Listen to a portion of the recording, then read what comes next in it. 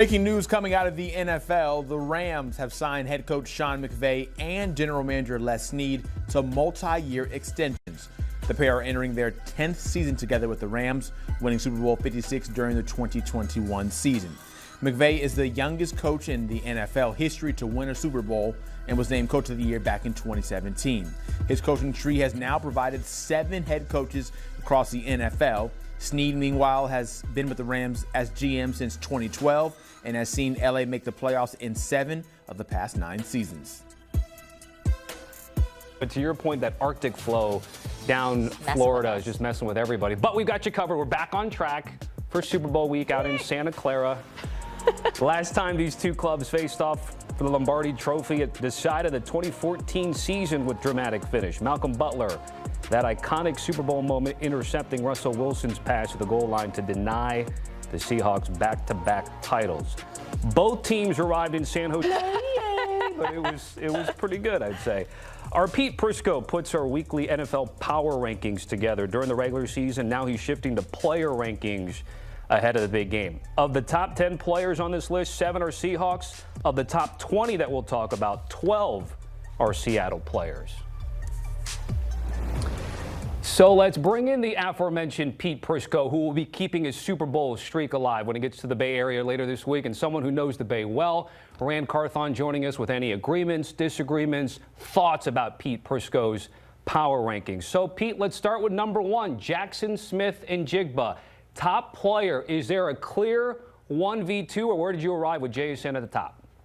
Oh, no, he's a clear 1, and I don't think there's any question about that. By the way, before I get into the specifics of the rankings, I want to say this. I've been doing this for a long time.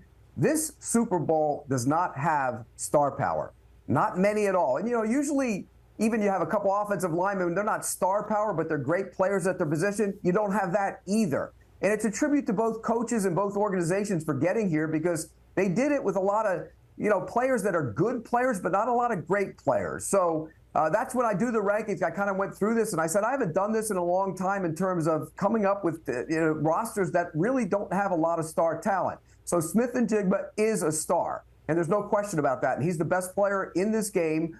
He has a real chance to be the offensive player of the year. And what he does and the way they move him around, he's going to be a real problem for the Patriots. So he's the clear number 1 in my book. Yeah, I don't feel like arguing with Pete this fine morning. I think I agree.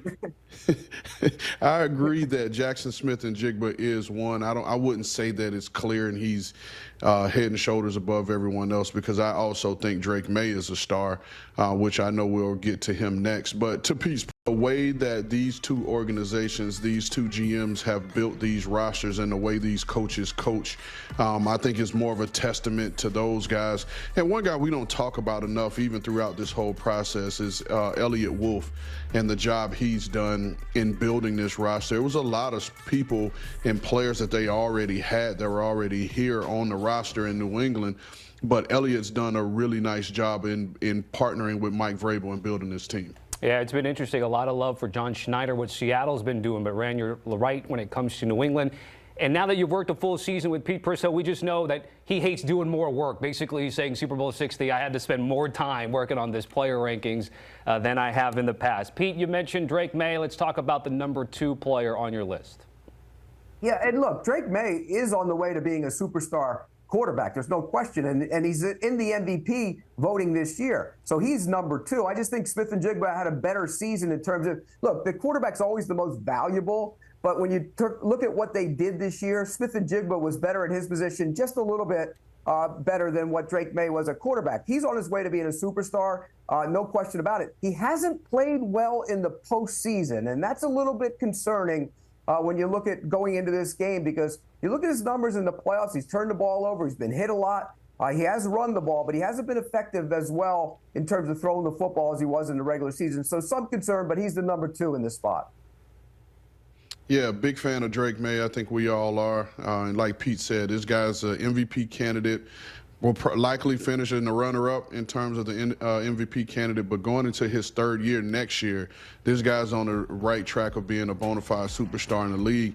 And to Pete's point about him not having played well throughout the playoffs, to me, this just sets up and reminds me a lot of Tom Brady's first Super Bowl. He wasn't as Cardinals team. Yeah, let's delve into the offseason situation for the Cardinals because as you brought up the offense and most notably Kyler Murray, my question to you is where should LaFleur start with this team? Is it figuring out if Kyler Murray is your guy and you can somehow get him to fit your scheme and do what you want him to do to have success? Or do you look somewhere else in the offseason to solve the issues for Arizona? Well, I think if you're Arizona, when you get a new head coach, the first thing you have to do is establish a relationship between the head coach, especially an offensive-minded guy like LaFleur, and the quarterback. You want to find out who's going to be your guy, who's going to be under center, who's going to be tossing the ball around. And I'll be honest, I know a lot of people have sat up here and said that we expect Kyler Murray to be dealt. We expect him to be either cut or traded before the start of the season. Well, why not let Mike LaFleur come in and try to develop Kyler Murray? I mean, similar to what we're seeing with Ben Johnson and Chicago with Caleb Williams, I think Mike LaFleur has the ability to come in and make Kyler Murray play at the quarterback level in the National Football League. Not just be a playmaker, not just scramble around and make plays, but play within a system, play on time, play in rhythm. And if he can do that, I do think that can unlock Marvin Harrison Jr. because when you look at it, Marvin Harrison Jr., he played much better but when Jacoby Brissett was behind center. Now, does that mean Jacoby Brissett is a better quarterback? No, but that means Jacoby Brissett is used to playing on time. When Marvin Harrison was getting the ball where he expected it to be, when he expected it to be there, we saw a better version of Marvin Harrison Jr. So I think you start with the quarterback position, and I think Kyler Murray might be the answer for one more year to see if that development can be had. How much do you think the league might just need to learn, hey, be patient with these QBs, give them more chances than just 1, 2, or 3, maybe given what Sam Darnold's doing?